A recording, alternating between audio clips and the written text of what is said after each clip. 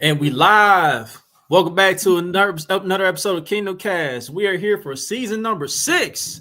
This is your host, formerly known as Bad Luck Chuck. Back at another one. Don't forget to like, subscribe, comment, and share all your social media platforms. Got the fellas here. My guy Country on the top right. My guy Boogie on the bottom left. And we got a special guest to kick off week 1 as the Chiefs go against the Chargers. We got former Chiefs wide receiver in the building.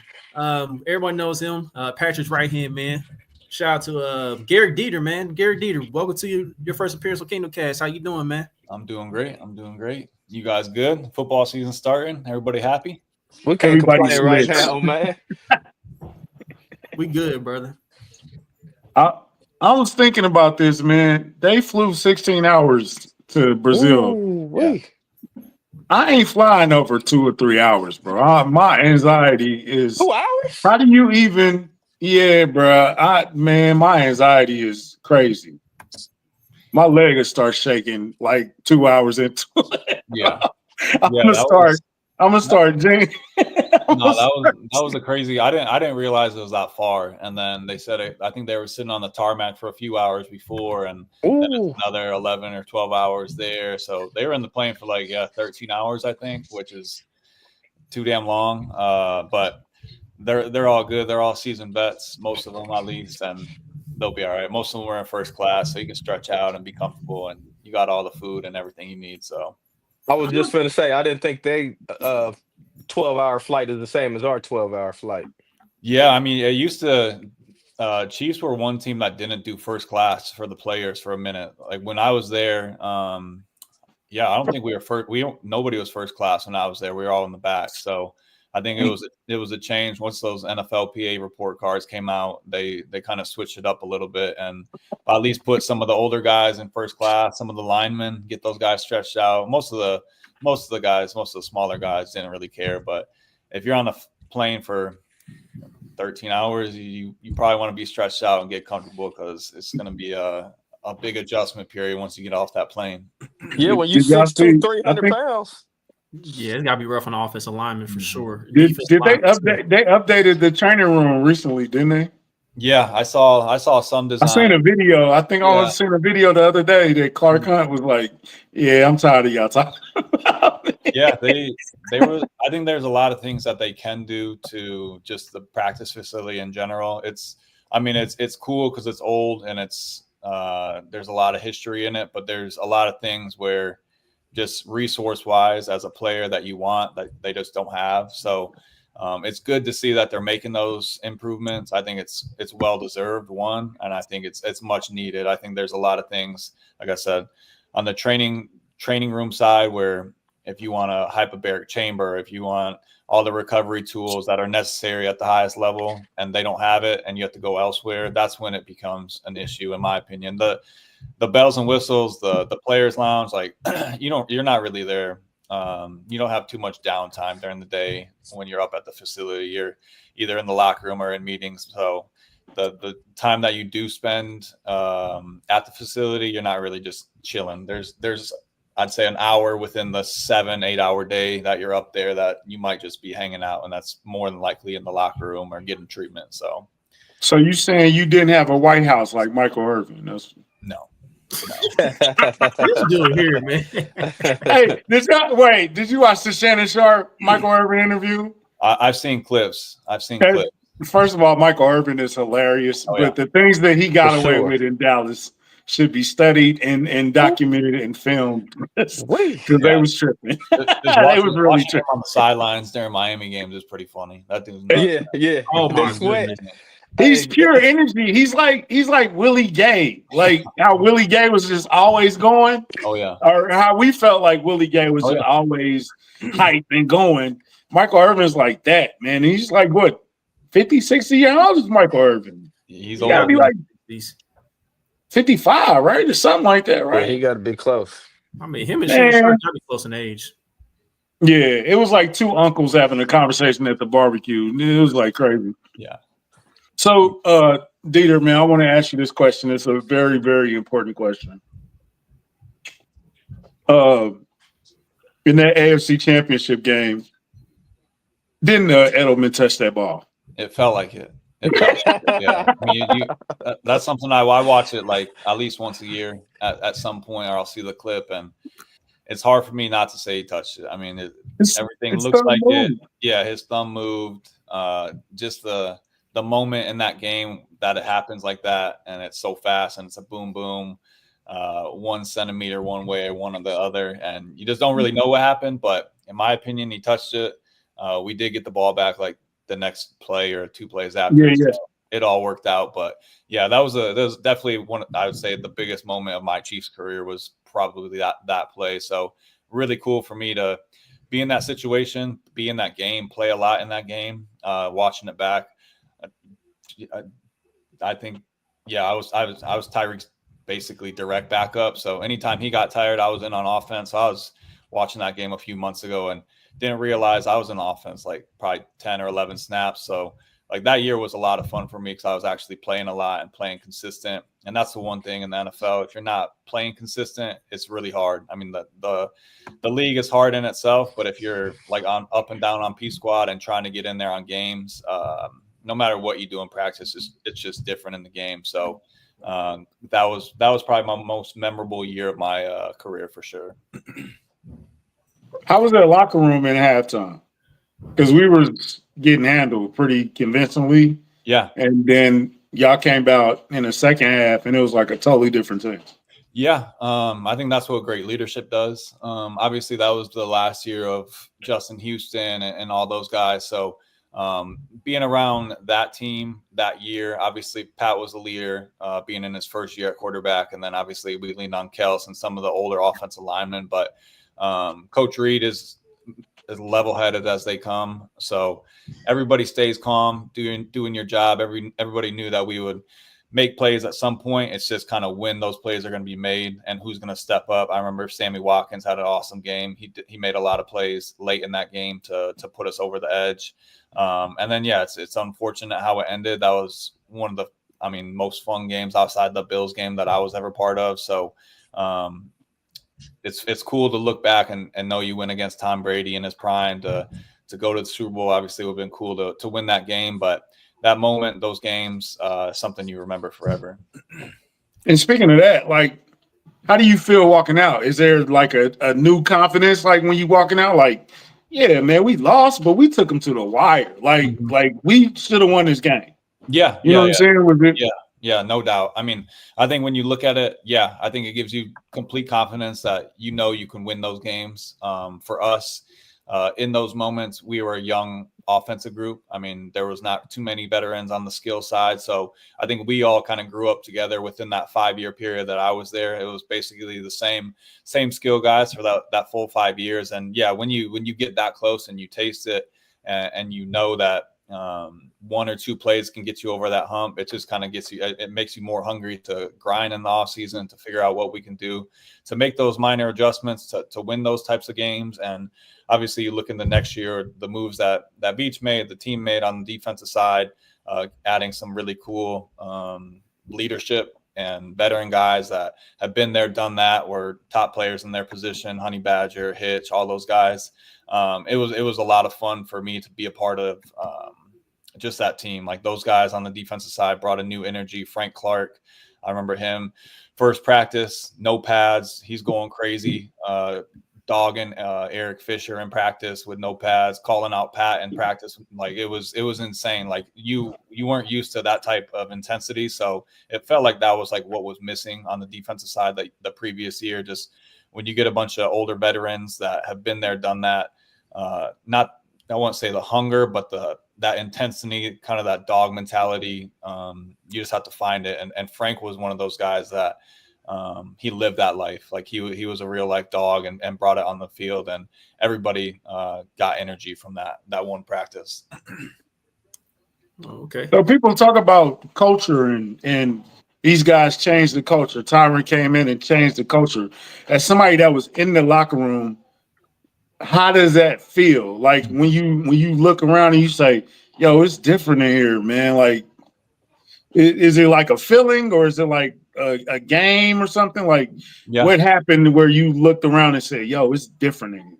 Yeah, I just think those guys lead by example, especially Honey Badger. I mean, he doesn't talk too much. He's a pretty quiet guy, but he's a true professional, and that's kind of what you look at. You just want guys that are available in practice in the games. And the previous years, some of our older veteran guys had nicks and bruises, and they weren't available in practice or the games. And those types of things matter. I mean, when you have guys that can get out there and be available for practice and lead by example, those are the things that kind of get the younger guys going. So that was one thing with Honey Badger specifically was he was always available. He was always the first in practice. Like he took that. I mean, he takes his job really serious. Obviously, just retired, but he was one guy that was, man, always taking care of his body, always doing the little things. You look around, he's not messing around. He's there as a professional. And that when he got onto the practice field, just another one of those dog guys. So I loved competing against him. I would always try to go against him on one-on-ones. It was one of those guys that what am I, 3 or 4 or 5, I think 5 years younger than him in terms of football age. And seeing what he did at LSU, and then just kind of the legendary status that he has, just being able to compete against a guy like that was kind of an ultimate honor for me.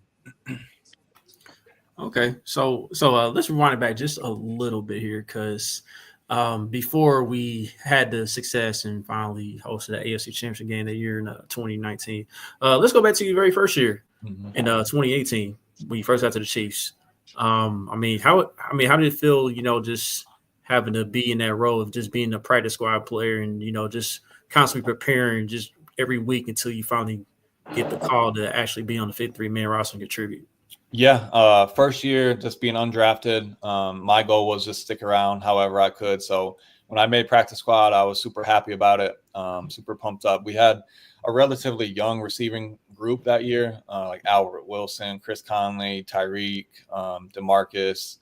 So that's the reason I did come to Kansas City. I had 4 offers to go to other teams, but just looking at the depth chart, no offense to those guys, I never heard of any of them, and I never really paid too much attention to the Chiefs, so I didn't realize who they were or what they were. So when I got here, you quickly realize how good everybody is.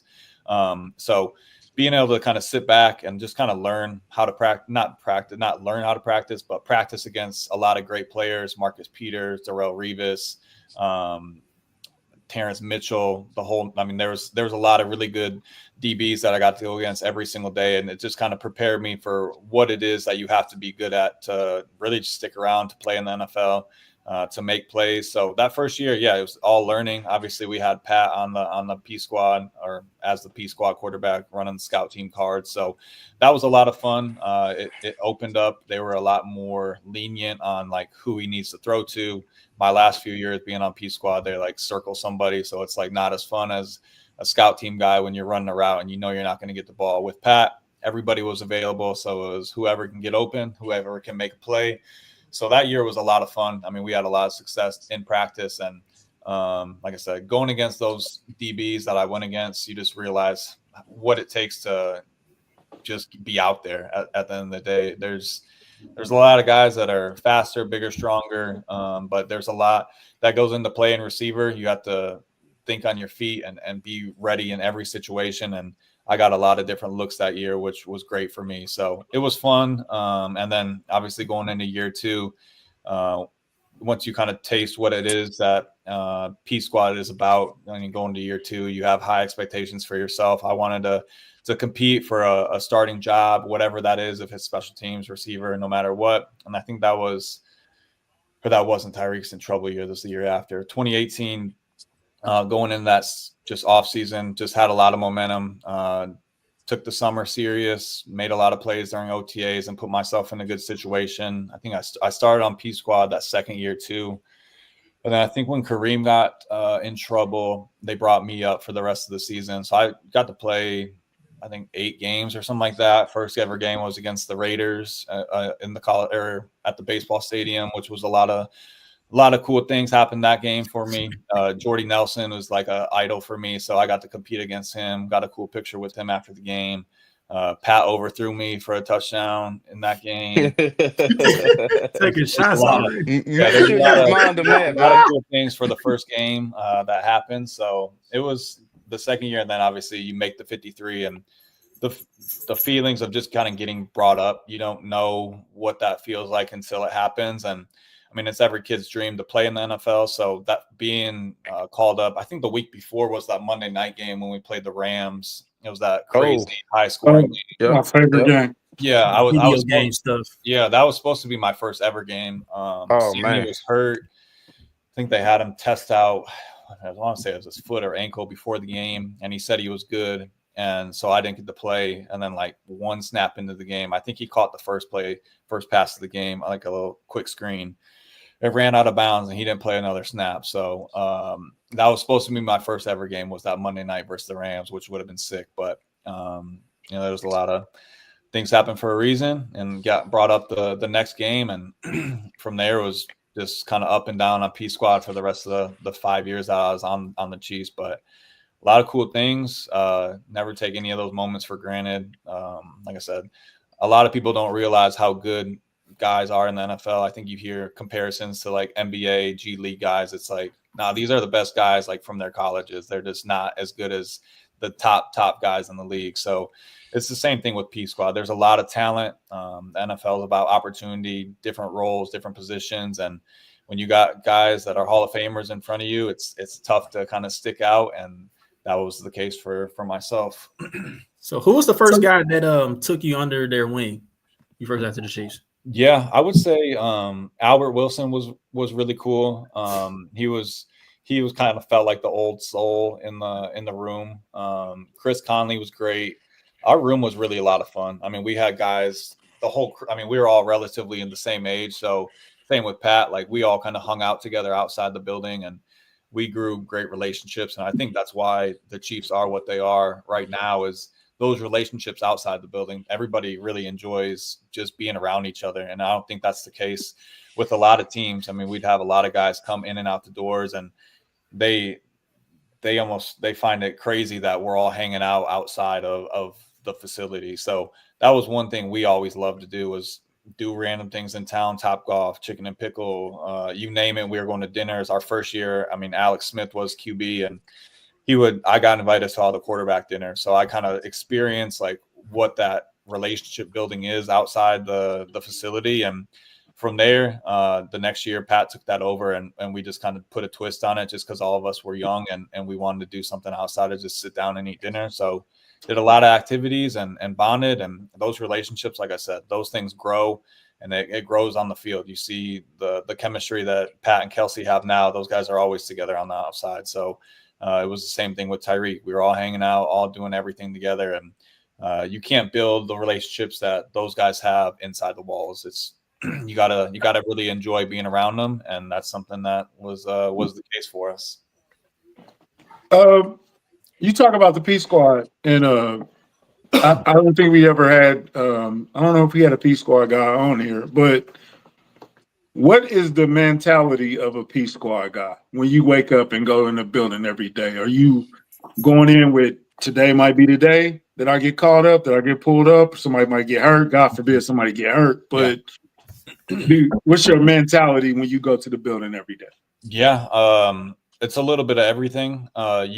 There's moments where you think you're getting called up and it doesn't happen, and you get frustrated and you're mad for a couple of weeks, and then something happens, like you said, an injury, something. Yeah, I mean, COVID year was crazy, but I would say a little bit of everything. I mean, there was days where it felt like I was going to get called up, but my biggest thing for myself was come in with the right attitude every single day, that being the positive guy that people want to be around. There's been a lot of guys in and out the doors that they're just the vibe about them is off. You're around them, you're not having fun, you're not enjoying being around your teammates, and I think that's an issue. That's a culture issue within the walls. And to me, I was brought up to always be always be a good guy, like be somebody that people want to be around. So I took a lot of pride in, one, practicing the right way, being a professional. You want to give the defensive guys the best look possible. So you try to emulate who we're going to play that week, which was always kind of fun. Sometimes you were Keenan Allen. Sometimes you were Jarvis Landry, like it was Odell Beck.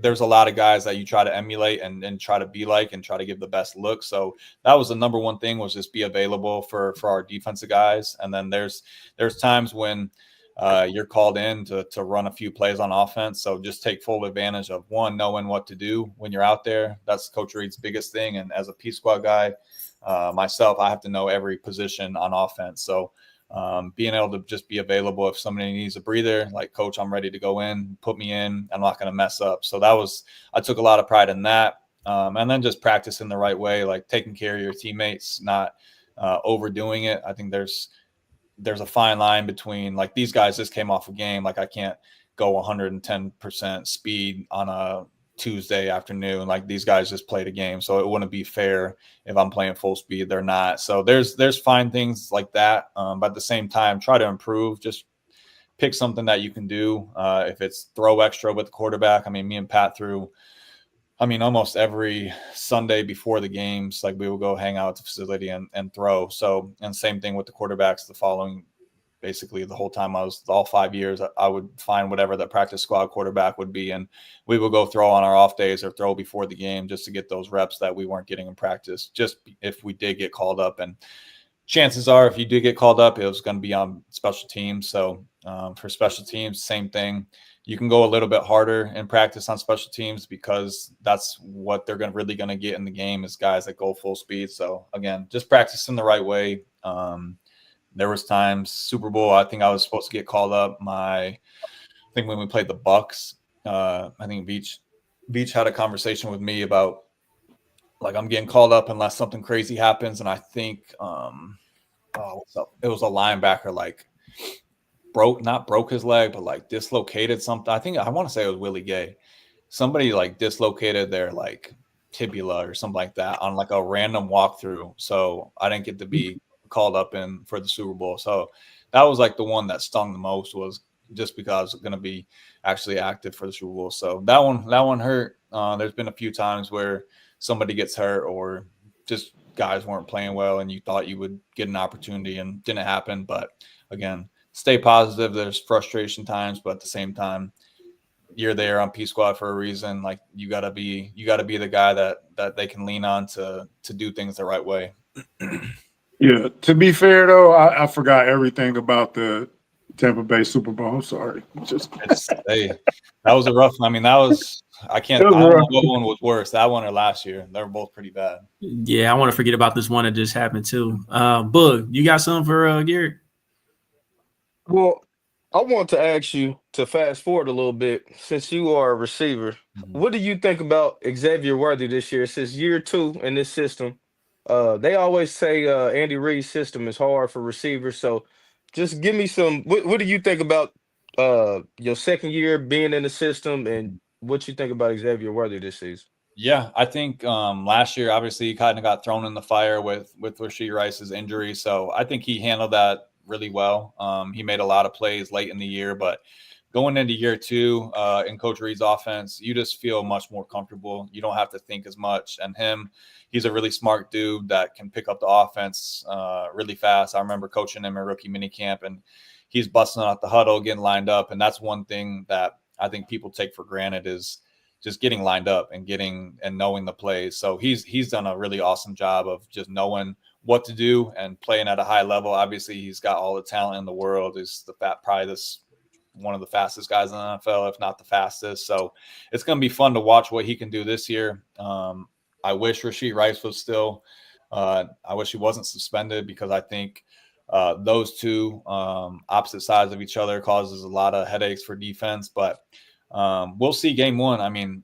If Hollywood, which you never really know, he's really similar to Sammy Watkins with like the injury stuff. So if he can stay healthy, it will be fun to watch those two play at a high level. But Xavier, I'm looking forward to just seeing the Chiefs take more shots. That was one thing last year. It felt like those guys were not doing ever, was taking a shot down the field. And when you have guys like Xavier that can just stretch the defense and do these different things, you want to see it on a weekly basis. So I'm hoping we'll see tomorrow night if that is the case. But he's got all the talent in the world. Year 2, you're much more comfortable.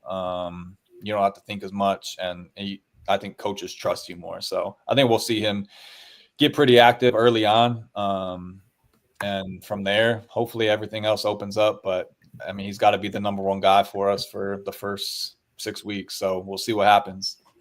Yeah, we gotta wait even longer to have him, Hollywood, and it's gonna happen, Chuck. It's gonna happen. Like knock on wood. We got somebody knock on some wood, man. Yeah, it is crazy it's crazy they haven't been really on the field at all together. So at all. Yeah, it's hopefully it's a long time coming after 6 weeks and everybody's healthy. That's the big thing. NFL, you never know. And yeah, I mean, all you can do is hope at this point. But it would be fun to watch those three, because it's tough to name three better receivers as a 1-2-3 combo in the NFL than those three with the potential that they have. Definitely up there. I was wondering. I was curious. How do you watch the game as a player? As what? It's kind of, we can say best friend or one of your best friends. Yeah, he's a good friend. Guys are really, really cool with, guys you know, shed tears and blood and all that with.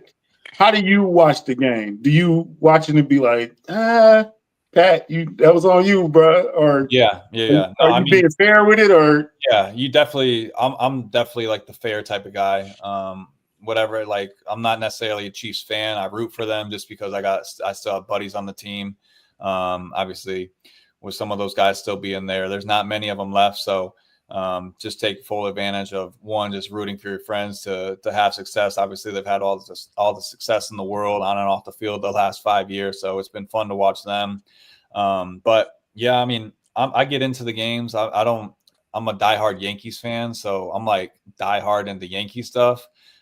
With Chiefs, I definitely root for them to win every single game, but I get into like sports betting. So I'm into seeing what's going on and making sure like I can put a bet down and feel confident about it, and watching those bets as entertainment. So I kind of go both back and forth. Like I'm not too serious about watching it. Like I don't get mad if the Chiefs lose. I'd say disappointed if like the offense looks terrible or something like that. But I more so if the receivers aren't playing well. Like that's as a former receiver, like that's kind of what frustrates me, if guys aren't getting open or they're dropping balls or whatever it is, not playing hard.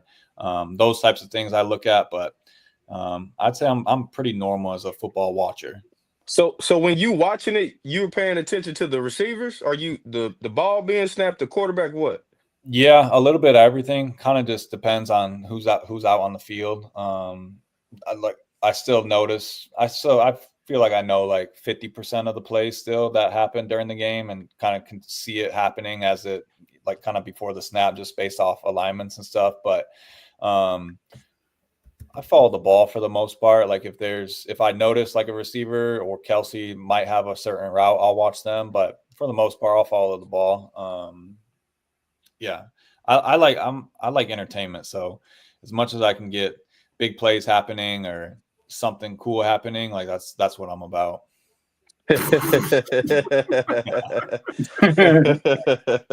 Okay, Yankee fan. Oh, yeah. Gehrig Dieter or A-Rod? Just as a Yankees fan, Jeter for sure. I mean, I think he's similar to what Pat is. One of the all-time greats. Yeah, leader, does everything the right way. Somebody that you want to be around, that you can build a organization around. Never had anything off the field that affected him that he did. So those two are really similar. Jeter was just a guy that, I mean, when things bad happen, he can pick up the team no matter what that is. And I think Pat's the same way. So I would pick Jeter. I think A-Rod's probably the most talented player ever in terms of what he brought to the game. But if I'm picking one guy to start the team, I'm picking Jeter. I ain't mad at that. Who's your favorite Yankee all time? Man, I love Robinson Cano. He's like the smoothest baseball player ever. He's second baseman for a long time, and then went to Seattle took a big bag to go to Seattle, which kind of sucked. But he was so fun to watch. Like the late 2000s teams with, I mean, every lineup was stacked, and then Cano would be down there at the bottom and hitting 300 every year. And like I said, as smooth as a baseball player gets. So he was a lot of fun for me to watch. he's I would say Cano growing up. What was his home run call? Home run call? Yeah. Didn't the guy have like special home run calls for all the players? What's the name? John Sterling. Yeah. I thought he had a special one for Cano. That's a good question. My dad would know that. Yeah, I'm not positive. That's a good question though. I'll ask him right after this. I think he's watching. All right. Check in with me, Pop. Yeah, he'll know. Yeah, Robinson Cano, man. That's an interesting answer because I remember a few years ago, Royals fans were not fond of Robinson Cano. Yeah. He's been in some drama, but man, when he was with the Yankees, like I said, just a fun player to watch, smooth as it gets. I mean, he's unbelievable. So I was always glad that he took the money and left, but it is what it is. You do understand our relationship with the Yankees as Royals fans. Y'all used to take everything from us. Yeah. We would build them up, and then y'all would take them. And it's like, I don't want to be rooting for Danny Tartabull in a Yankees uniform. Like, no, I don't like that. Yeah, no, I trust me, I see it because I'm a big time tweeter, so I'm all about the Yankees on Twitter, and I hear it from Royals fans, so I'm all into it. And then I've got to meet George Brett over the past few years, and been around him. So he tells me about the rivalry, and I've learned about it through those guys. So it's fun to see. I still got to stick to my guns and be the Yanks fan in town, but I do root for the Royals to make the playoffs so I can go to playoff games at the K, because that was last year was electric. Like that was a really cool atmosphere to be around. I've never been around baseball like that. So you are robots over refs, though. Oh yeah. In baseball for sure. I think it's with the strike zone. I mean, going back to last night, like there was, I think 21 bad calls in the game. 15 of them went against the Yankees, and they just have too much ego. These guys they can't handle somebody yelling at them for half a second, and then they throw them out, and then the rest of the game they're calling bad calls against that team. So I hate to see it. I hate that they have such an impact on games. Football, it's not as bad. It's not as obvious as baseball because there's a strike zone. But yeah, I'm for the robots right now. It's the last month of the season. Like I watch every single Yankees game. So I see bad calls. I see umpires that are just shitty dudes. It seems like have way too much ego to be playing or just to be on that field. So I would love to see more former players get in those roles. There's like different programs for NFL guys to get in the refereeing, but it's like too much of a grind to actually dive into. Yeah, I saw that Jazz Chisholm definitely spazzed out after that horrible call at the end there. Yeah. So Jazz is cool. I like Jazz though. I know you're not supposed to like. Royals fans hate Jazz Chisholm. I'll tell you that. I know you're not supposed to. But I gotta follow up to that though. I gotta follow up to that though. Okay, I was gonna ask one. Are you a baseball purist? Or are you? Because the Hall of Fame. I need Barry Bonds in the Hall of Fame, bro. Are you one of those guys, or you don't know? I think there's. I'm sorry. Was that your question, Chuck? No, man. I think him and A-Rod. I think a lot of the steroid guys. I think they're well deserving. I think there's a lot of guys on steroids, but with what they did in baseball, it will probably never be replicated. So Barry Bonds, nobody will ever be Barry Bonds. I think Aaron Judge has shown us that you can be near that level, but the level that he was on was just a whole different stratosphere. So Barry Bonds would be cool. A-Rod, there's a lot of Yankees guys, unfortunately, in that same boat. So yeah, I would like to see some of those guys get in. I think it's well deserved. So. All right, back to what I was about to say about robot umps. You mentioned robot umps with the with MLB. So you saw at the NFL this year they doing something similar with the chain game, regards to like marking first downs. I mean, how do you feel about that? Yeah, I mean, I think it's necessary. I think the amount of technology that's available in the world today, why would you not use it if it's a solid resource? So I think there are a lot of plays in football where it does come down to that fingernail length of a size to determine if it's a first down or if it's not a first down, touchdown, not touchdown. So as much technology as you can implement into the game, I'm all for it. I think it's important that things get called the right way. One, because sports betting is now a thing, and a lot of people have their livelihood on games, and one tiny call that could be changed one way or the other really affects people's lives. So I'm all for making it as accurate as it can get. And if it's like ChatGPT, like, why would you not use a resource that is available to anybody? It's like, it's dumb to me. Computers are smarter than people at the end of the day. So why would you not want to take full advantage of that? And Madden is still trash. I would agree there. If y'all not good, just say that, man. Say that again. If y'all not good, just say that, man. I knew Boogie was gonna take that one sitting down. Come on, we not. I knew you were gonna take that one sitting down, bro. Wait to post that comment, man. Are you guys big Madden guys? Yes, sir. I used to be like 15 years ago. 20. 15. Yeah, he ain't 20. Been since 2K5. You since Terrell Owens. Probably has been longer than that. But I'm the gamer of the group, man. You're not a Madden guy, man. No, you're not a Madden guy. I love video games, but the last few years, it's all of them just get recycled. They're just putting the same game out and not putting the effort that everybody. And it used to be $60, now it's $70, and you can't play the game unless you put another $300 into it. So it's you talking about 2K? Crazy. All of them. Yeah. Madden, Mutt, all that stuff. Call of Duty, the whole nine. It's all crazy. It's ridiculous, man. Because they know the game's gonna be trash, so that's why they charge people with all that extra stuff. Yeah, if it was fun and if I was enjoying it, I'd put some more money into the games. But when you just put the same game out every single year, I stopped buying Madden, I think 2 years ago. It just became the same thing. I was super into it. I think the year that we won the Super Bowl, I think me, Tyreek, a few buddies from college. I mean, I can't tell you how much time I played Mutt. Like that was like one of my all-time moments in life was winning a Mutt Super Bowl. Like we were down like I think 20 points in the fourth quarter, came back and won that thing for the first time ever. Like that was pretty fun. Do you remember a rating that you had on Madden? Because I'm sure you was on Madden. Yeah, it was bad. I think I was like a 67 or something like that. I think the highest I ever was. But I always put myself in the game. And I was just about to ask that. I would put myself right up wide receiver 2, take Sammy out, put me in. Take Sammy out. Yeah. Sammy go to the slot, man. I played at a high level. My guy would always have 10, 12 catches, couple touchdowns, few hundred yards. He was consistent. I definitely would put myself in the starting lineup every game. I'm not playing with you. No, you don't get those opportunities too often. So I don't care if I'm a 50, 40, it doesn't matter what overall. I'm gonna be playing in that game. It's hilarious. That's hilarious. All right, so I'm just gonna ask you this one thing about Patrick, and then we can get back to being all about you, okay? So we done heard all kinds of stuff about Patrick Mahomes in media. We got to a point now you hear some of the same stuff about him.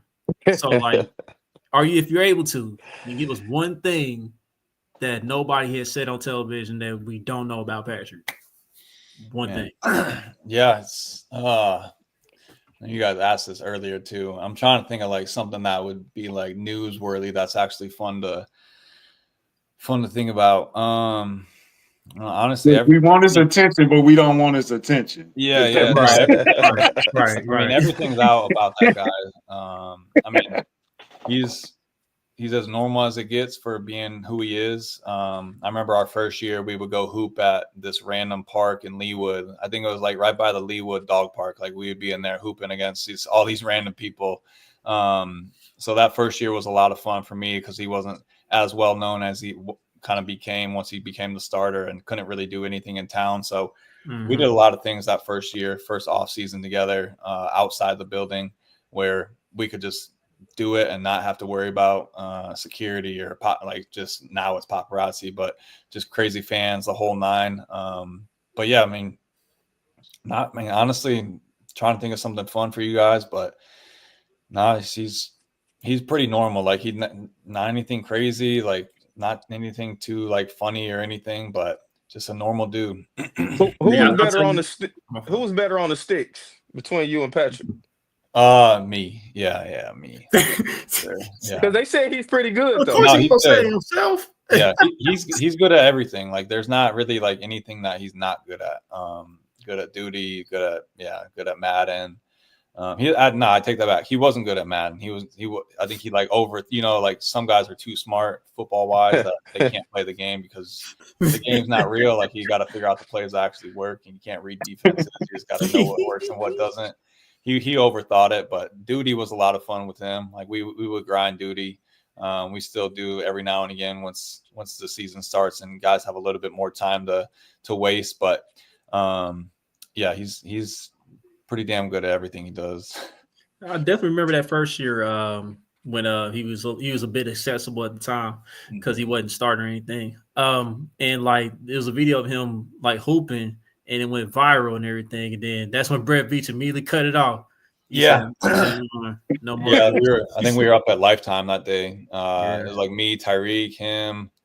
I want to say like D-Rob. Like we would go to Lifetime. We would do a lot of stuff before he was a starter, where it was just being around Kansas City, playing basketball, doing all these random sports, just having a good time. And yeah, I think once they knew that he was going to be the starter, they had to put some things in his contract that didn't allow that, which is a little adjusting. Yeah, which is obviously the smart thing to do. You don't want your best player, your franchise player getting hurt playing in off-season basketball. So there's a lot of things that he couldn't do after he became the guy, but we lived it up the first year. We had a lot of fun. But yo, shout out to Night Hoops, man. Shout out to Monty Green Beans for mentioning Night Hoops, Kansas City, man. Oh yeah, that used to be lit back in the day. Yeah. So who was the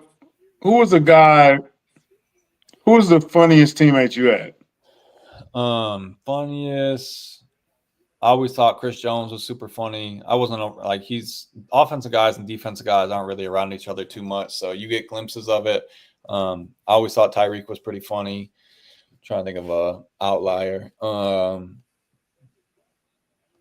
Like Sherm was funny in his own way because he's like such a hard ass. Like he was like he was like always like the cop in the building, and now he's the cop on the outside. Like he was one guy like you mess with because it's funny. Like all the boys mess with him because he's like the not bully, but like just like a cop attitude, like in the building, making sure everything is done right, which is what you want in that type of guy. But messing with him was a lot of fun. There's a lot of P Squad guys that were awesome. We just had fun. But though I would say Tyreek and Chris Jones, those are two guys that can make almost anybody laugh. We had Sharkandrick West on. He seemed like Shark is. I just talked to him the other day. Shark is hilarious. Yeah, he was good. Yeah, there's a lot of guys out in and out the building that you forget about until you mention their name, and then you mention the name, and a lot of good memories come about. He was another guy that you love to be around. That's like the ultimate pro. Like did everything full speed, put all the effort into everything that he could do, and made a lot of plays when he got in the game. Yeah. So, did you ever audition for a Chris Conley movie? No, I did not. He was different. Chris was definitely a different type of guy. I mean, just talking to him right away, you realize he's not a prototypical wide receiver when it comes to like off-field stuff. Like when somebody's in the film and they have a big vocabulary, you realize quickly, like, all right, this is a different type of cat. So Chris was a lot like he was cool to be around, but definitely different and off the field stuff, like what he was into versus other guys. Like most NFL guys love every sport. Chris wasn't necessarily like that. Like he has his own hobbies nowadays, but he was a different cat. Chris is cool though. He's it's fun to see what everybody's into outside of just football, because obviously life is long after football. So he's going to do some really cool things, I bet, in the film space. Yeah, I believe it. So pickleball, are you good? Yeah. I would say I play at a good level. Me and Noah Gray mess around always in the off season, go play in like one tournament. We always get smoked by a bunch of kids, but we play it. We can beat a lot of people, but the people that take it like super serious, it's if you don't put the time and effort into it, you're not going to beat them, just like anything. But yeah, we play at a high level. I play at a high level. I'm pretty good. You guys play or what? I played before. I don't know. I want to get into it. It's a sport that anybody, no matter what type of athletic ability that you have, you can get into it if you're committing to the game. It's not hard. I think it's hard to get really good, like master the game, but play at a decent level where it's like everybody's having a great time, having a couple beers, playing some pickleball. It's like the ultimate sport. I love it. It's a great social sport. Okay, break down what the game. Break down the game like quickly. Like what is pickleball exactly? Yeah, mixed between, I would say, like ping pong and tennis. It's with a wiffle ball. It plays exactly like tennis. Like if it bounces twice, it's the other team's point. I would just say as simple as I can make it between ping pong and tennis, and then outside of that, there's some confusing things to it, but that's the general concept is between those two. I like tennis, man, but I might get into tennis, bro. Like I'm not a good loser at all. Tennis is too hard to learn. I think like pickleball is a lot easier to like pick up the paddle and actually play like within 5 minutes. I think tennis takes a little bit more technique and footwork fundamentals, kind of whatever, like every other like real sport. I think like I don't consider pickleball like a real sport. I think it's a good hobby. It could be like a crossover sport, but the people that I lose to is like you realize like they're not like real like athletes. Like they couldn't pick up a football or baseball or swing a bat or shoot a basketball. It's like these guys are overweight or they're slow or they're short or like you can tell they never really played sports. But like that's what's really cool about pickleball is those people can find that sport and play at a high level and beat guys like myself, Noah Gray, and talk about it to all their friends.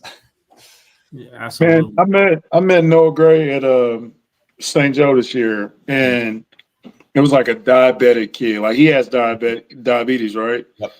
And it was like a kid, and his parents were there, and Mitch Holtis was there, and man, Noah sat there with that kid for like 15 minutes, and they were definitely saying, you know how they do after training camp. We got meetings. We got to go. And Noah's like, all right, whatever. And he sat and like gave that kid like 15 minutes of his time, bro. Yeah. Like, Noah's a great dude, man. And I'm not ready to get rid of Kelsey, but I think we'll be in good hands once Kelsey walks away because Noah's been so good. Like, I just really like Noah as a person, man. He's really a great guy. He's definitely he's an ultimate person. I've become really close with Noah over the last few years, just bonding over pickleball, and he lives in the house I used to rent, and so he's not too far away from where I am, and he's got a kid, and I actually trained him like the last month going into camp this year, so spent a lot of time with him, working out, grinding this off season. But yeah, like you said, it'll be fun to see once Kelsey does leave, Noah get the same opportunities, all the routes, the whole nine. People don't realize like when you get like the number one routes in an offense, you can do a lot more with it. It's really hard to get open, running a post, running a go. It's a lot more fun as a player to be the guy that gets the crazy looking routes that Kelsey does, that Tyreek gets, that Rashee Rice gets. So it's fun to see. Hopefully, like you said, it feels like it's going to be Kelsey's last year, and obviously Noah's under contract for a few more years. So I think we're going to be able to see him get that full opportunity, and what he does with it, I think he'll do great things. But like you said, ultimate person, loves community, loves to do things. We did a fun pickleball charity event right before camp started too, and same thing. Noah's very personable, talked to every person that was in attendance. Can't say enough great things about him. It's interesting that you mentioned Noah Gray and then you mentioned Travis, because it is going to be interesting to see who's going to take over that mantle. And, Noah Gray is the first name that would come to mind. Now, I do want to ask you about Travis, man, because you have met Taylor Swift all of a sudden. Everyone knows about Travis's fame and blown up, and I'm sure it's been a relief for your boy Patrick too, because Travis, it seemed like he's the guy around here these days. So, how was it like having Travis as your teammate? And, of course, getting that experience to, I guess, meet Taylor Swift for the first time? Yeah. Yeah, same thing as Pat. I mean, like the ultimate guy, like somebody that it just feels like you've known him forever. The moment you meet him, he wants to help every single person. I learned a lot from him in preparation and training camp, going to catch jugs while everybody else is taking a nap. Like that became a thing that I would do for the full 5 years that I was there. I was always with Kels catching, doing everything he's doing. You realize how hard you have to work again to be in the NFL and be on that level of those guys. So I always followed his footsteps when it came to doing things that the extra work that a lot of guys just weren't willing to put in. And then, yeah, just off the field stuff. I mean, he's as, like I said, he's as cool as it gets as a person. I think you guys see that personality in his podcast and who he is off the field. And obviously him now being engaged to Taylor, like she's awesome. She's very, again, like kind of the same as Kels, like very normal once you actually meet her. So met her a few times and she remembered my name, not like going up to her, like saying like second time, like I didn't see her for a few months and then she remembered my name going up to her the next time. So things like that, you realize like how important it is to be a good person. And I think no matter how big you are in the world, that's just something that is installed in those type of people. Straight up. Yeah, that's dope. She remembered your name, man. That's dope. It's yeah, like, it was cool. Yeah. No, it was cool. It was cool that happens. Do you ever get starstruck? It's like, I mean, you hanging out with Pat and Travis, it's like they stars already in their own, but they hang around a lot of people too. Yeah. Not really. Like you said, once you're around it for a little bit, if I met like Jeter or like somebody that I watched growing up or like Aaron Rodgers or like somebody I kind of idolized, I think I could not get starstruck, but kind of be in all of them. But all the guys that are peers or I played with, not really. I mean, you're around them all the time and you just realize they're as normal people as one of your best friends growing up type thing. So not really. Like I said, if I did meet like Jeter or just one of the like any all-time Yankee, I think I'd be starstruck, but not really football wise. Pat didn't line up Alex Rodriguez for you? No, never met A-Rod. I almost got to meet Reggie Jackson at the Yanks Royals game this year. He came down and talked to Pat, and George Brett called me over, and so I was talking to George Brett for like 10 minutes while Pat was talking to Reggie Jackson. I wish it was the other way around, but it's like, I love you, George, but damn, bro. Yeah, that's tough. George is awesome though. So why'd you choose to stay in the city? Just I think once you're here, you realize like how much people care about just Chiefs in general, athletes that play at the highest level in that city. There's a lot of things that we've kind of been throughout that where I live that just show us the support, like the support that you want to be in a community. Things are accessible for my family and I. It's like I haven't really ever met somebody in person that I don't like in Kansas City. Like obviously there's the Twitter people that are nuts and annoying sometimes, but like actually meeting people in person, I've never really met a bad person or somebody I didn't like in Kansas City. So for us, it was pretty easy to put roots down out south. We enjoy it. Chicken and Pickle was another reason, just having an opportunity outside of football to transition into just real life. They gave me a great opportunity and continue to do the same thing with kind of just what I'm doing with them. So that was another big reason, but I'm a big guy on like connections. Like I love to do things in town, like go to games and just whatever is in town, and the support, like I said, the support that I get. I mean, none of you guys really know me, but you still keep up with what I'm doing or who I am. So like that means the world to guys, the former players. It's like, okay, I've been out the game for 4 years, but they're still asking me to come on podcasts and do these things. Like that stuff means a lot to all of us former guys. Yeah, absolutely, man. We try to tap in as many former guys as we can, you know. Yeah, it's fun to hear stories. I mean, everybody's a little bit different, but yeah, I mean, city's been great to us. no complaints still. So I love being here. Continue to want to be here for a long time. So there's a former player I was going to invite on, but he wanted $500 to come on. Yeah, there's be like that sometimes, man. There's donations. Sarkandrick thought it was hilarious when I told him. Yeah, no, I mean, like, oh man, that dude. There's definitely things that as former guys, like, you expect to be paid for, but like things like this, like you just want to, like I said earlier, you love the support that you get from guys like yourselves, and for us to be able to for us to be able to just have opportunity to continue to engage with the community, the Chiefs community, like that's what we want. So there's opportunities to get paid outside of things like this, and you just got to find the right people to be around to get those opportunities. And I mean, I take full advantage of those types of things, but things like this, nah, man, we'll be all right. I'm gonna tap in with him one day, not for 500, but yeah, no. We'll work it out. Chicken and pickle. You do it with you do it with the friend of the show, Rob Collins, right? You and Rob. Yep. Yeah. Rob. We just had Rob on a couple. What was that? 2 shows ago? 2 weeks ago. Yeah. We got to tap back in with Rob. Rob is cool. Yeah, Rob got to get Rob back. Yeah, Rob told us that he interviewed Hugh Hefner, and that was amazing. And the mansion. Yeah, Rob is definitely a cool guy. He's very down to earth.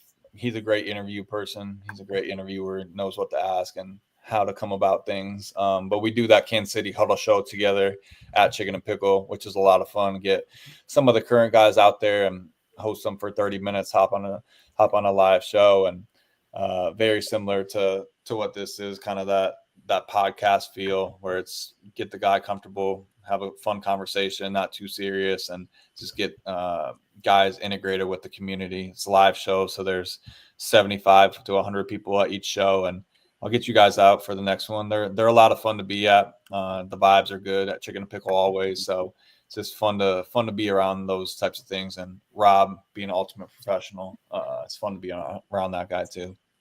Hey, now, Dieter, I'm gonna check back in with you on this. Now, you said it on camera. That's a binding contract, bro. Like, I'm gonna hold you to your word, bro. On Chicken and Pickle. Y'all had Omar last show, right? Yeah, yep. He came out last week, last Tuesday.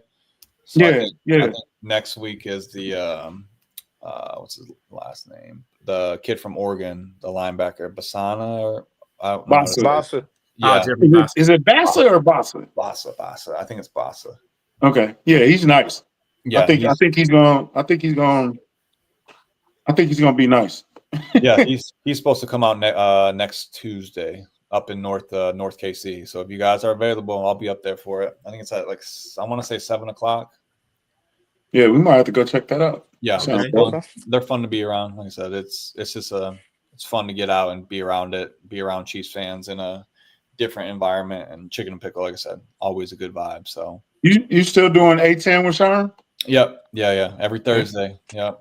It's fun. Get him out, get him active, using his Sherm is very low key. Like, he's not really on social media, doesn't do much. So I was doing the 8-10 show for like a few months and asked Sherm to come on one time, and from there I'm like, it's way more fun when you got like a former teammate in there that you can just mess around with, have fun, goof off, locker room talk type thing. So we've been going strong for 3 years, I think it feels like. It feels like.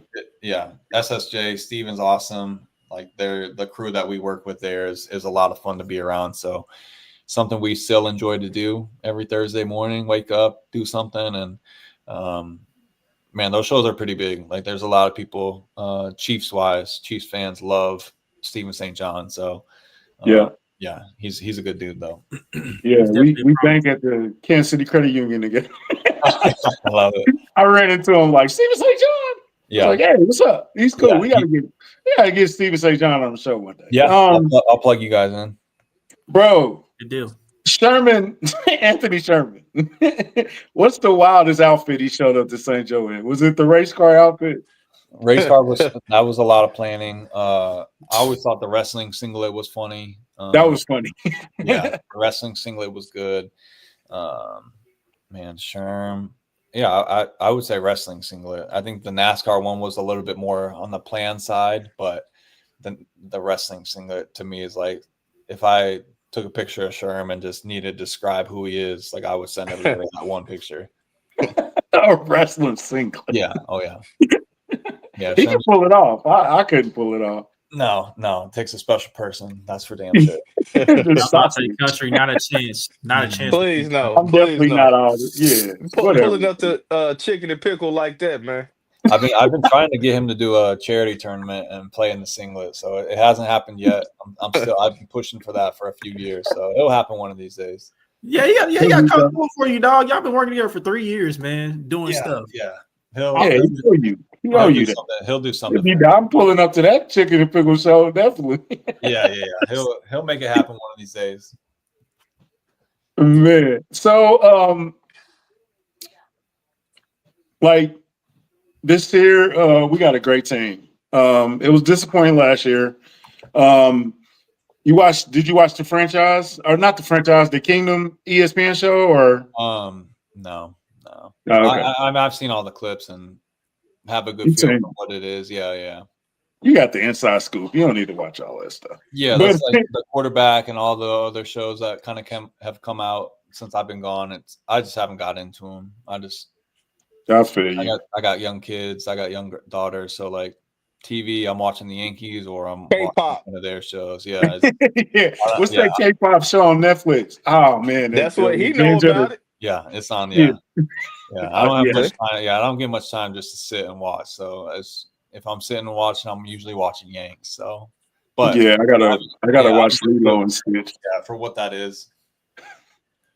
My daughter just said I gotta watch Lilo and Stitch, the live action. So yeah. So, Dieter, I wanted to ask you. Okay, it's week 1. We're going to Brazil. We got the Chargers. What are you worried about?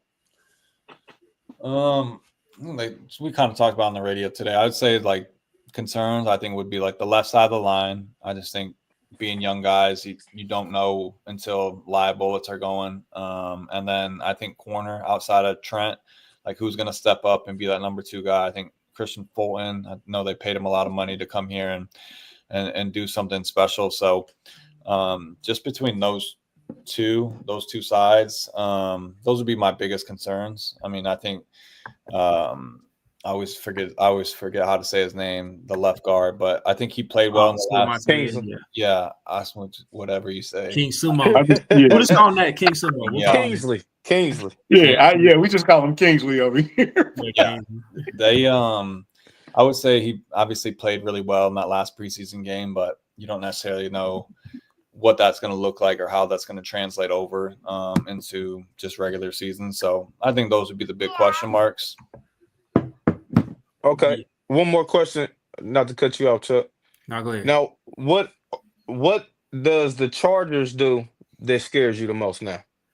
I just think they play fundamental football. It doesn't seem like they're going to beat themselves. And I think that's the type of football that Harbaugh has always played is do things the right way, have the other team make those mistakes. Obviously, Justin Herbert seems like he's got all the talent in the world to be that guy. So will he ever take that step? Like, you never know. But I think Ladd McConkey, I think he's a dangerous dude. And I think him being year 2, I think he's going to take that next step forward, it's going to seem like. But obviously, I think hopefully they match Trent on him and he can shut it down. Outside of that, I mean, I think they'll run the ball a lot. I think they'll try to keep the ball away from Pat as much as possible, but I feel like they have an older team. So I'm not too worried about the Chargers. They're the team I worry about the least in the division this year. Even less than the Raiders? Yeah. Okay. I like what Geno is. I like what Geno Smith is. Like somebody that's always going to be consistently good, like not ever really great, but like consistently good on a weekly basis. Like those are types of guys that you worry about because you know they're not going to make those mistakes and you know they're going to play at a high level no matter who they have on the outside. You know, this one thing Amari Cooper got a taste of the Raiders and said, I'm through. I saw he retired today. Yeah. Once you hit 5, 6, 7 years in the NFL, he made it 10. You don't move the same. So it's something where frustration maybe pops in your head, like, hey, I'm not doing things that I used to do. I'm not getting open as easy as I used to. And as somebody like as good as he was, somebody that's premier receiver, wide receiver 1, those things frustrate you. So I would assume that's the reason behind his retirement. He just can't be at the level he used to. Yeah, and now I noticed in that practice clip, I could kind of tell he don't move the same like how he used to, man. Yeah. I mean, I kind of feeling it would be like the last ride for Amari, you know, if he did play once full season with the Raiders and he called it quits. But yeah, they need the help at receiver. I think that would be the one spot that they're the weakest at. So they needed him, but obviously him calling it quits, it's not good for the Raiders. But Pete Carroll's a great coach. Dylan McCullough was here for a while. He's the running back coach over there, so root for him as a person. So, and then Max Crosby, obviously, an absolute dog. So, yeah, they still got Genty. They go run that ball, man. Yeah. So, yeah, definitely. And just back to this Chargers match, just noticing on the film that I did watch from both games last year. One thing that the Chargers did do pretty well is they knew how to kind of contain the run with light boxes. They do a pretty good job of doing that. And the way they defend the pass, they kind of get some of the looks that the Eagles did in that Super Bowl. So it's kind of similar to that in that aspect. So, I mean, it's kind of interesting to see if the Chiefs going to get something going to run, see if they'll be able to run them out of that little quarters cover 6 look, Yeah, I feel like last year with the Chiefs, the identity on offense it didn't feel like they had a true identity. You didn't know where they necessarily went. They tried to run the ball, it never really went well, and when they tried to throw the ball, it just never seemed like everybody was in sync. So this year, I'm hoping they establish one or the other and just roll from there. But Pacheco hopefully is healthier. I think the kid from SMU, Brashard Smith, is going to be really good for the Chiefs this year. I don't necessarily think early on he's going to be what we can hope he can be, but I think he's going to grow into a big role late in the year. That's just like that Swiss Army knife that can run and catch and do all these things in the return game that makes a difference. So what's the X factor for you in this game?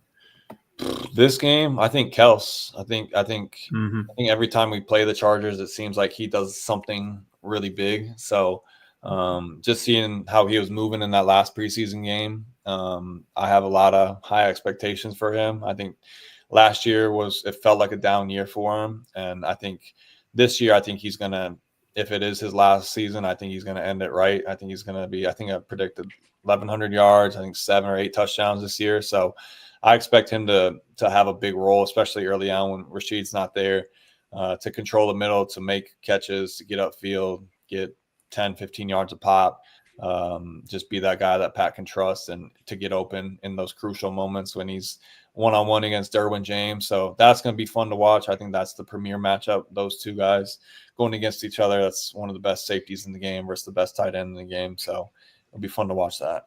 Yeah, and you can tell the difference night and day between last season and this season, because last season, me and Country, we actually got to talk to Travis for a bit in camp, and you could just tell. He acted like he remembered us too, which was fun. Yeah, that was hilarious.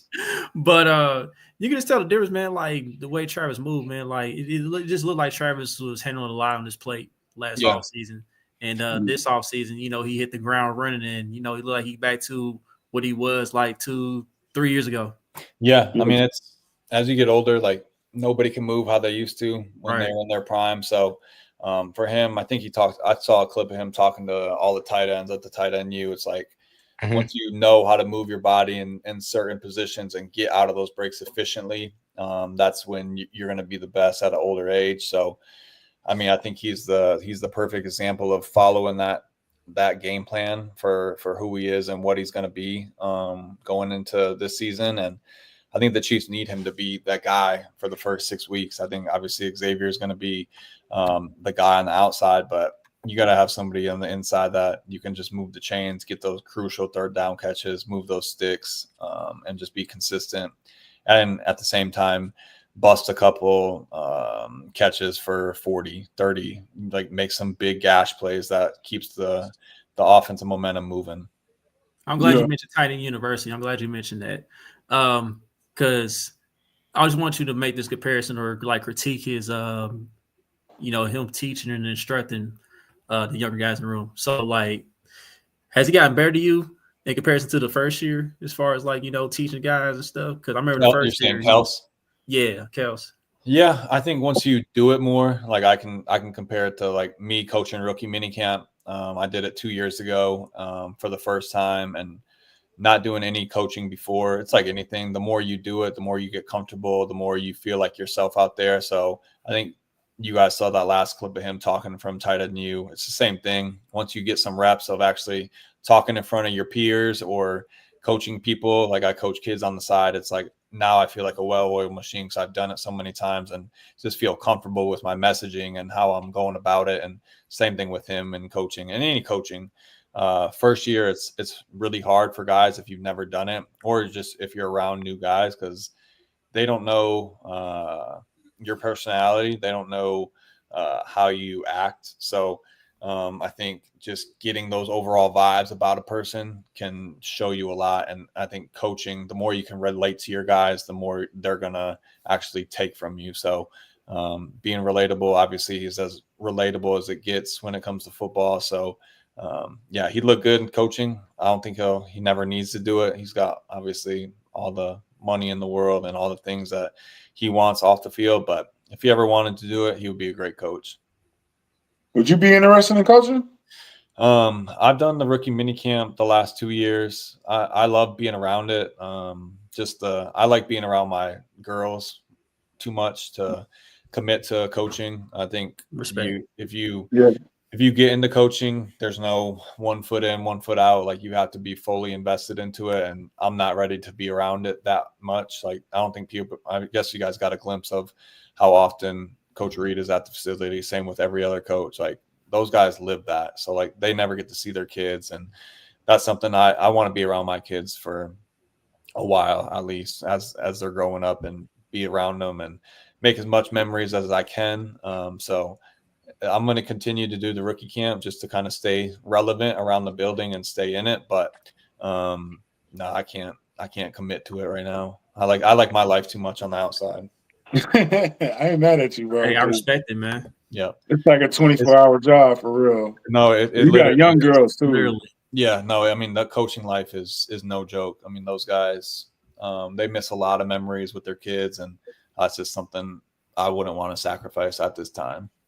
But I love coaching. Like I really enjoy being around the game. Like there's nothing better than being in the facility and messing around and just being around guys that you're used to. Like once you get into real life, you realize like not everybody was at the top of whatever they're going to be at. It's just people in all different walks of life. So you don't necessarily know personalities and how people react to things that like bad things that happen. So it's fun, like getting back there once a year, like being around it. It's like, oh man, you get like the breath of fresh air type of thing. So when you retired or, when you stopped playing, how long did it take your wife to say, hey, you need to get out and do something, man? I'm tired of seeing you every day. Yeah. I think that's something everybody kind of you learn. And as I think the more time you spend around, you just hope that everybody can get along. And thankfully we have. I think getting in the chicken and pickle was great, getting around pickleball and me still trying to do every single possible thing that I can do. If it's go work out, go play a sport, go do something outside the house. Like I try to take full advantage of it. So if you ask her, like I'm outside the house all the time, but I'm really not. I feel like I'm always at home. So there's a fine line between the two. You've got to make it work like anything, communication. You washing dishes at home or? Oh yeah. I'm a big time cleaner. Dishes. I love to vacuum. I love to do it like every house chore, basically. I don't do laundry. That's the only thing I don't do. Man, I love folding clothes, man. It's relaxing to me, bro. I might be the only weirdo. Yeah, I like washing dishes and folding clothes, bro. It's like relaxing. Yeah, I got a job for you. I I come over and watch the dishes, Dieter. I'm gonna hold you to it. Like you hold him, I'm gonna hold you to that. Y'all funny. Oh man, bro. Like I said, we met. Like we never really met personally, but I did help you out in your rookie year. A very very small thing. You know what I'm saying? So I always kept track of you and follows your career and follow what you're doing around the city. And you stayed here. You made a home here. You got wife and kid here. Like you're really a part of the community, man. And I'm happy as a Kansas City. I love Kansas City. So to see you play and be like, man, Kansas City suck. You know what I'm saying? Like, and I know how it is on Twitter. Like we do a lot of trolling and a lot of talking. And sometimes you just gotta, turn your ears off to that stuff. But man, you reaching out or you answering my reach out to you, man, bro, it was huge for me. I was excited about it. I've been excited about it. You kept your word. You stay honest. You stay true. I respect that, man. I respect you as a person, man. And we definitely appreciate you coming on the show today, man. Yeah, no, like I said earlier, man, it's fun when you can build these types of relationships where I might not have kept up with you guys over the last 5-6 years, but you guys kept up with me, and these types of things happen. And I think relationships build from these types of moments. So I really appreciate you guys for having me on, giving me the time to just talk and have a good time. So I'm looking forward to hopefully meeting you guys in the near future and yeah, just and bonding about Chiefs, man. You can't beat it. Sure can't. Like it. Man, we can't let you leave. You got the jersey behind you, man. Are you invited to the wedding, bro? I haven't seen any invitations come out yet. I hope so. I think we're tight, so we'll see. Hopefully. Yeah, hopefully. Seems like he's gonna be there, dog. Seems like I think he definitely gonna be there, man. Yeah, we'll see. Yeah, I'm sure it's gonna be no pictures. Yeah, definitely. No, not a chance. Yeah, they're gonna steal phones and confiscate, but it'll be good. Kelsey's those guys know what they're doing in life, so everything will be by the book with those guys. For sure. For sure. I definitely wouldn't screw that up. But 8:10 on Thursdays with Stephen St. John. So what's that? 10 o'clock? 8 to 9 a.m. 8 to 9. Yep. And then Tuesdays at Chicken and Pickle. Is that every Tuesday or? There's 10 episodes this year.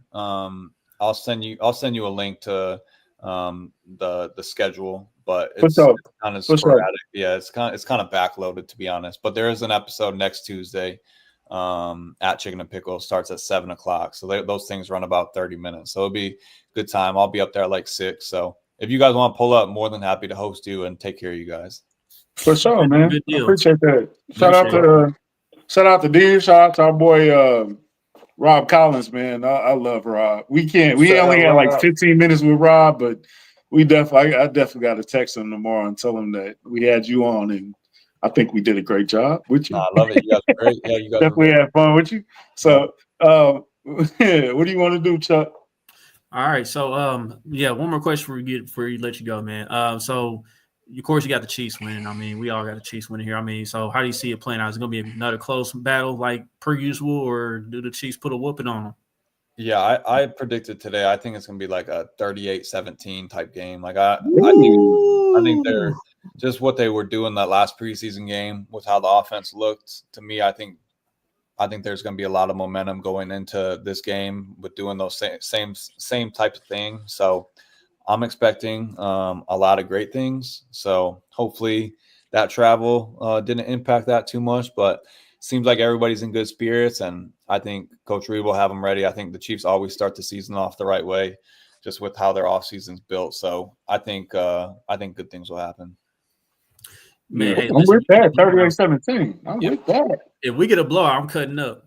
Next episode. If we get 38-17, we're gonna need you a lot lot Yeah, right here, man. Come on now. Right. It's like Dieter again. Yeah, right. Yeah.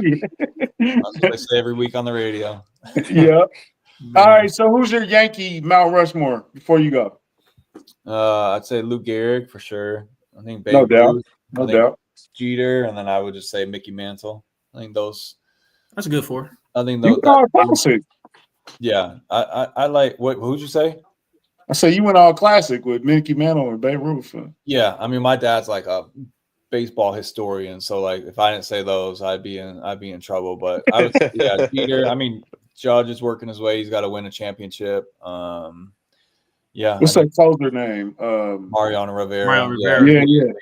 Easily throw him in over any of those guys. I think he's obviously the best closer to ever play. So seeing how important that role is now, I think Yankees have lost like 15 games this year with bad relief pitching. So you don't realize how important it is till somebody's not as good. Same thing with shortstop. So it's fun, man. Baseball is a fun sport to keep up with if you have a team and you're a real fan, like anything. The same thing with the Chiefs. Once upon a time, we used to have these great closers. It was Wade Davis, Jeff Montgomery, people like that. But these days, yeah, baseball's weird sport, man. We don't have those same. We don't have those same. That's the best. That's the best setup guys. Hey, the Royals just got to keep us entertained till football starts. Man. That's it. Right. Yeah, it starts Friday. So for sure, they did a great job. I was on the edge of my seat till yesterday. Yeah, perfect time. Thank you, Dieter, man. We appreciate you, bro. We definitely appreciate you, bro. Thank you for coming through. I'll hopefully see you guys next week. For sure. All right, boys. All right, man. Any reason to get out the house, I'm with it, man. Shout out to Gehrig Dieter, man. Shout out to Dieter, man. Good dude, man. Yep, absolutely. I like that the fact that he stayed in the city, bro. That's dope because you can go anywhere after. You know what I'm saying? Mm-hmm. To build like him and Mitch, both stayed in the city, man, and built roots in the city, man. I like that, bro. Mm-hmm. All right, so let's go on and do it, man. Shout out to the good people Underdog Fantasy, man. The season just kicked off tonight. As everyone can see here, Dallas and Philly, they still in the battle right now. Philly up 24-20 right now. They just got a turnover in their favor. So. Shit. But here's the new promo for Underdog Fantasy, though. You play $5, you get $50. That's all. That's to all new customers. $50 in bonus funds. If you haven't already, use that promo code KinoCast, all in one word, to sign up and get that promo for you. All right, so Jalen Carter might be the dumbest dude in the world. I don't know what dude was on. Oh yeah, we're gonna get to that in a sec. But yeah, another thing, man, be on the lookout for different promos throughout the season, man. From Underdog and us, you know what I'm saying? I don't know if that Travis Kelce free square is still available on Underdog, but if it's still available, use that before kickout tomorrow. I'm sure it's like over a half yard receiving. Yeah, I'm definitely playing it. So I'm putting 50 on that. Yeah. So again, download it on Apple Store, Google Play. If you haven't already, use that promo code KingdomCast, all in one word. Sign up. So. All right. So yeah, let's talk about Jalen Carter real quick, man. If he try that goofy stuff next week in Arrowhead, dog. Next week. He's not playing next week, man. You think he'll get suspended? I said that to Chuck. I think he might get suspended, bro. You can't. I wouldn't be surprised, on nobody, bro. You can't spit. I think it'll be a fine. I think he may get fined. I don't know about suspension. It's gonna be a hell of a fine. You know, if he gets suspended, you know what we go here. Well, we didn't have Jalen Carter. He put this on himself. Though. You can't do shit like that, bro. Come on, man. Oh, here they go helping the Chiefs again. Exactly. Yeah. That's what I meant. Nah, bro, but he blatantly spit on Dak, bro. Like that was nuts. That was nutty as heck, bro. Man, he spit on Pat. Josh Simmons might get suspended because he might rush him. Oh, hey, Josh Simmons was gonna go crazy. Josh Simmons is on whap. You know what I'm saying? Yeah, we can't. And I'm not even saying I would rather us play Philly at 100%, but come on, bro. Yeah, and we got to draw some line in the sand with the disrespect and doing stuff like you can't be doing stuff like that as a man, not even as no football player. Man, spitting in somebody's face, we can't do that, man. So yeah, I ain't no killer, but don't push me. That's more than a push, man. Boy. Spitting is the worst. That's the I'm not absolute taking most that. disrespectful thing you could do, bro. That's the most vile thing you do, bro. Yeah, no doubt. Oh, they got a weather delay. We got to move some furniture, man. Ain't no other way around that, man. Right. It's well, a you've been going on boxing in too. Philly We might get you. I'm trying. So, yeah. You said what's that, Chuck? My fault, man. What'd you say? But now I'm saying it's a weather delay going on in Philly right now. So the game's halted right now here in the third quarter. Lightning? Yeah. Yeah, they took them off the field. Yeah, that's perfect. We get to catch a little bit of it, but yeah. So what game you looking to the most this weekend besides, the Chiefs? Or this Sunday? Oh, sure. Let's get a rundown the schedule here real quick. I mean, the easy game is gonna be Buffalo the Ravens. I'll do something different from that. Yeah, of course that. That's obvious. Yeah. Of course that. Yeah, Trey Smith might. I know this gonna sound crazy, but I like that Jags and Panthers game. I like where Jacksonville is headed this year, and I think Panthers is gonna surprise some teams. I like that. That Bucks and Falcons, Texans and Rams off the top of my head. Them some interesting games. I think Texans. We don't know what we're gonna get from that AFC South. Yeah, I heard Carrington picked the Titans to win the division. I think the Jags is. What? I was listening to 96.5 today. Carrington got the Titans winning the division. We can't talk to Carrington, man. Okay. Carrington's in trouble. Sean Barber had the Texans. So the AFC South is kind of up in the air. If you find it, let me know. I've been looking for it all week. If you find that, I want it. I want some of Thornton. He go eat this week. But yeah, some good games this week, bro. It's that Johnson and Commanders. I think Johnson's gonna be a little bit better than we think. Yeah, possibly. So it's a lot of little games, man.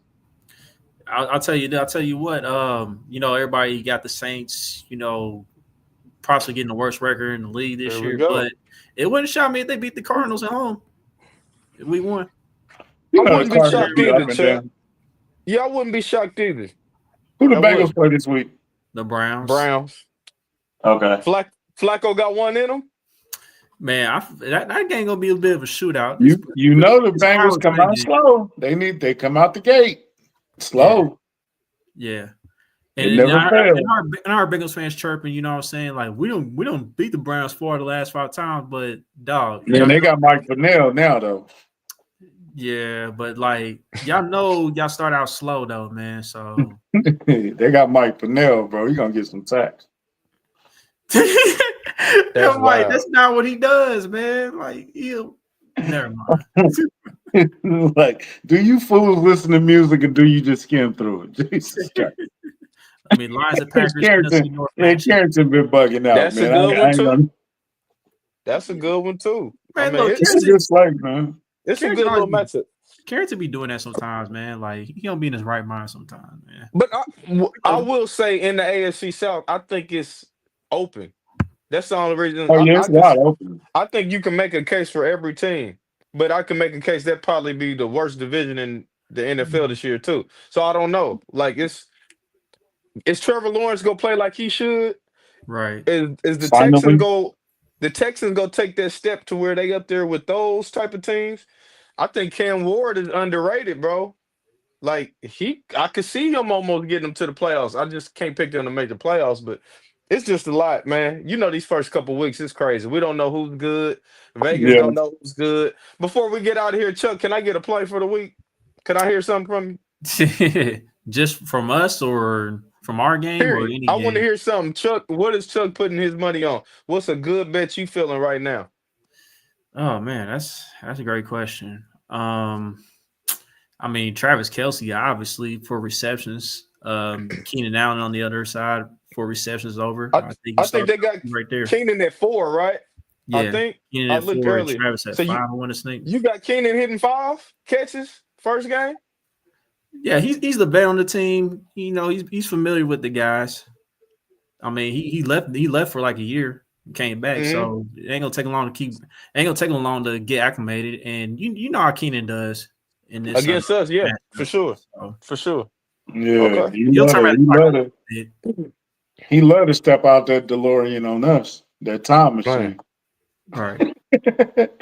And what you said, Kelsey with the receptions too? What is it at like 6, I think? It probably went up to 6. It was at 5, but it probably went up. So you think he'll get all right. You know, Kelsey do his thing against the Chargers. But if he don't do nothing, he gonna do something against the Chargers for sure. If he don't do nothing, he gonna do it against the Chargers. I'll give you that. We got some legendary Kelsey plays and performances. Bro. I think Pacheco might have a good game. I've seen them comments he made too. I'm starting to buy into Pacheco. I still think, and I still want it to get explosive back there, but I definitely think for this contract year, Pacheco gonna try to show us something. Hopefully, we laughing at that training. You know, that little training he was doing all summer. Hopefully, we can laugh at that and he have a big year this year. I want that to be one of our number one memes of the year. I want that to be one of them. So I forgot about those videos. Those were not. But he been running good in the preseason. So whatever it was worked. He was getting like 8-9 yards. Until he ran into that trash can, but he was getting the yards. We need him running like that, and we need to stop this run, man. It's gonna be a good game. I can't wait, man. I can't wait to get on Twitter Friday and see my whole TL talking about the Chiefs. And we the only game too, man. Yeah. So the answer that Monte Green Bean's question, sleeper, Bob Tunyon. I think Bob Tunyon would be a sleeper in this one. I can see that in the goal line. Yeah, he might get in the end zone. I'm gonna go with what Lowe said. I think Thornton get us one, man. I think we sleeping on Thornton this week. I tried to get his yards. I couldn't find an alternate. I think Thornton give us a play or two.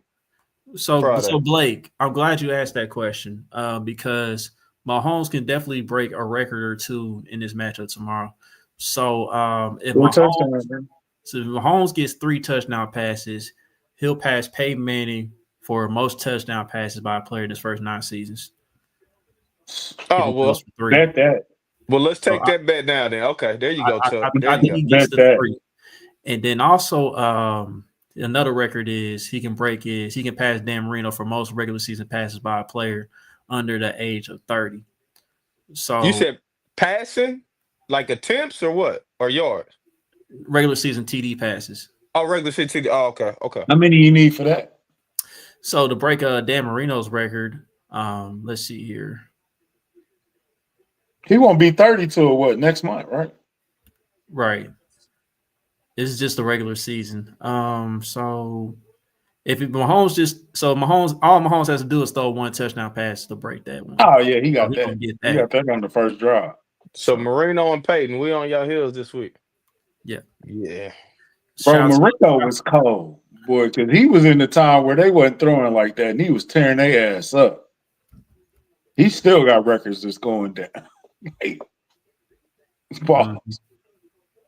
Yeah, shout out to Nick Roche from A to Z Sports with those potential records. Blake funny. That's funny. I forgot about that, Blake. Yeah, Blake funny. Blake funny for that. Blake is funny, man. He did make 2 videos responding to us. Yeah, he funny for that. Good. Shout out Blake, man. It's love, Blake. It's love. So I want to say this though. I didn't quite get the Matt Nagy checklist all the way together, but I do got one item that I'm definitely looking for. Here we go. The red zone offense, bro. Like the red zone offense, the last 2 seasons has taken a downturn, man. First year we ranked 17th. This past season we ranked 22nd. I know EB on his way out, we was first in the red zone. And then like in the Super Bowl, we won the first time. We was in the middle of the pack, but you saw EB improve throughout the years. We're on the downside with Matt Nagy. So what I'm looking forward to seeing is the red zone offense improving. Like, can we get together in the red zone? Can we stop selling for all these field goals? 75%? Yeah, at least 75%. Okay. That's what I want. Hey. I'm with you on that too. We said it in preseason. I want to see that. I want to see Kareem Hunt when we get close. We got some different skill position players we can use this year to utilize that red zone. And like I said, running with Pacheco. So I'm with you, Chuck. It should be better this year. We got the pieces to make it better. So let's see. Nagy, we on your ass this year. Respectfully. Yeah, respectfully. And by the way, when Airbnb went on his way out to take other jobs and stuff, his last year, we converted 69% in the red zone. We know we're right, so we're going 70 right now. That's what we're reaching for. At least what was the percentage last year, Chuck? Before we say the number, you said 70%, but percentage last year was 53. 53.8. Okay. Can we at least get 60%? Yeah, like 65. Give me 65. Okay. Around 65. All right, 65. Compromise. We'll take that. Yeah. We'll take that. Yeah. And then if he hit it, bro, you got to give him a public apology, man. I'll give him his props. A prepared statement, not off the dome. You're gonna have to write it out.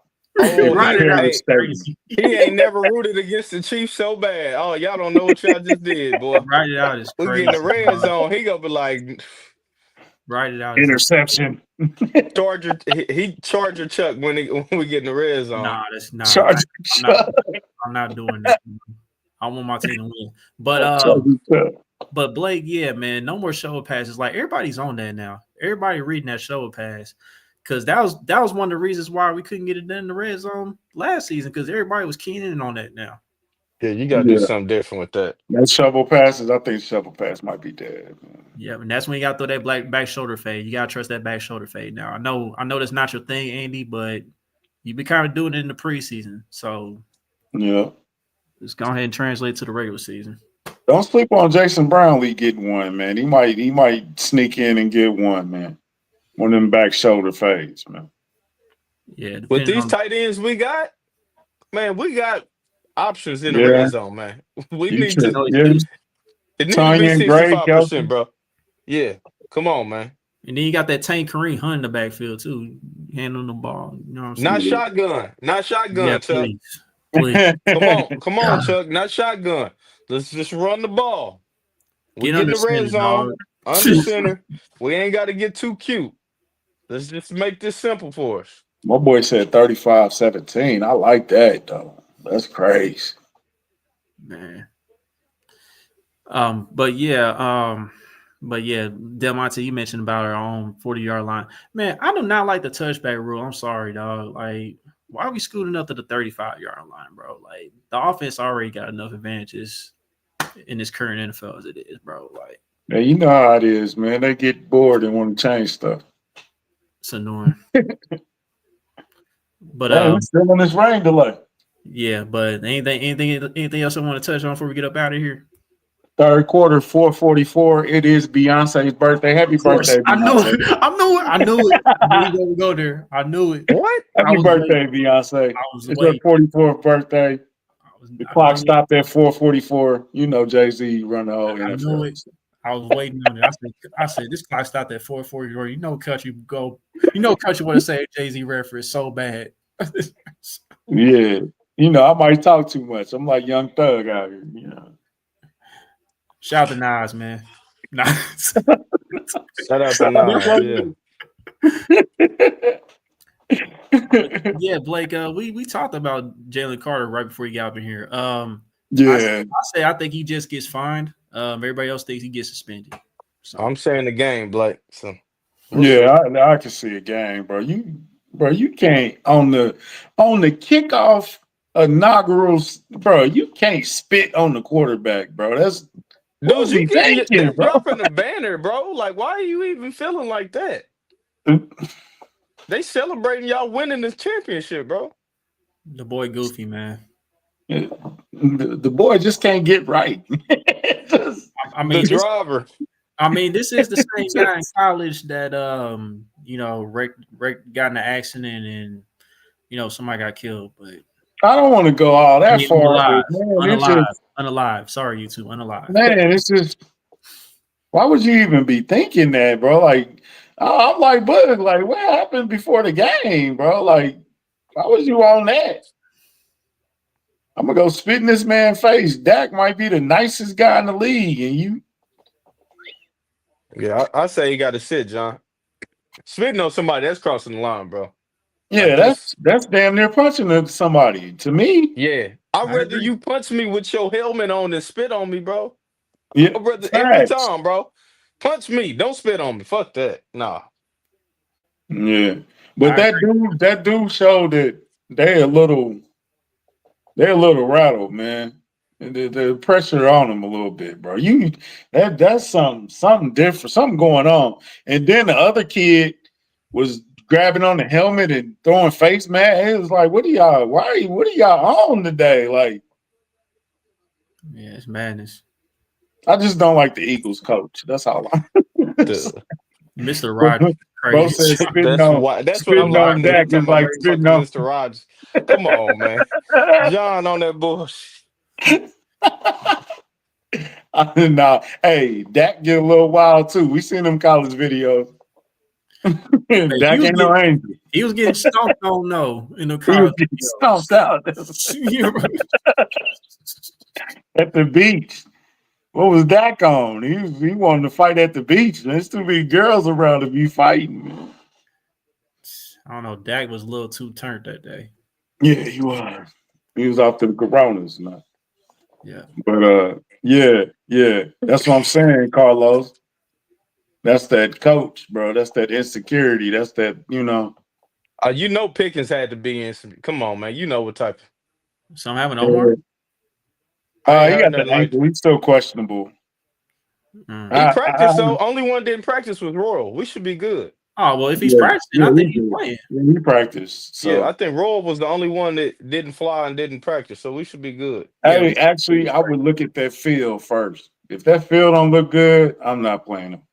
Well, I saw pictures of the field. I mean, it looks good, but we gotta see how it looks. It might look good or not. Yeah. Well, I mean, why would we play him though? Why they have my boys practicing on the old center? Road?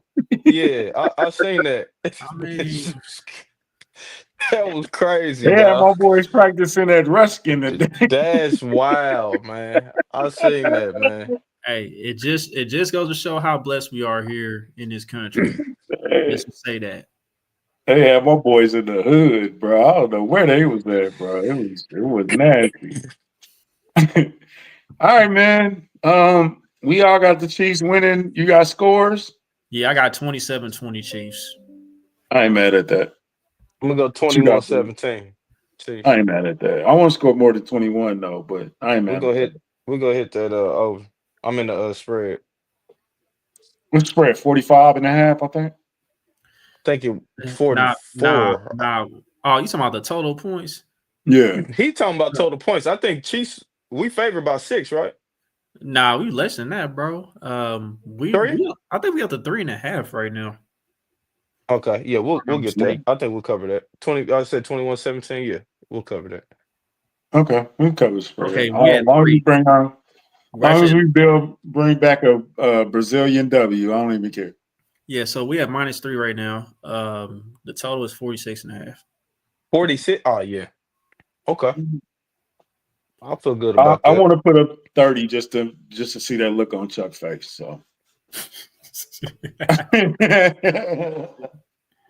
So, Kingdom Cast, shout out to Gehrig Dieter, man. A blessing, bro. Shout he out was Dieter, man. The Deets. Yeah, we definitely got to go rock with that chicken and pickle, man. You know what I'm saying?